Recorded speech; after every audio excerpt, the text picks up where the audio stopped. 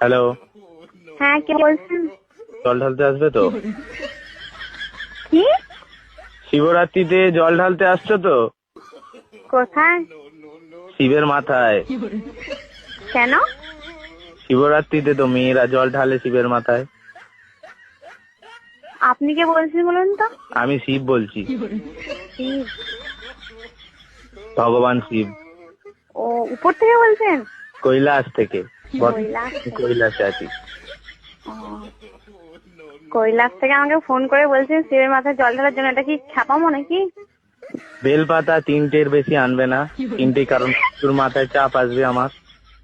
আর ঠান্ডা জল ব্যবহার করবে না, দুধ পাইল করে জলটা গরম করে নেবে। আমি তো ভাবছি মাটির কোষ থেকে জল নিয়ে যেটা প্রচুর ঠান্ডা হয়। ওরে বাপ রে, একে মাথায় মাথায় ঢালার জায়গায় অন্য জায়গায় ঢালবে সব।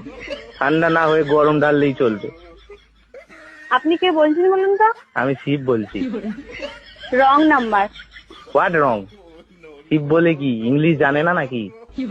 আমি কি একবারে বলেছি যে শিব ইংলিশ জানে না? আর শিব শিব শিব শিব নাম ধরে কথা বলার হিম্মত কে দিয়েছে?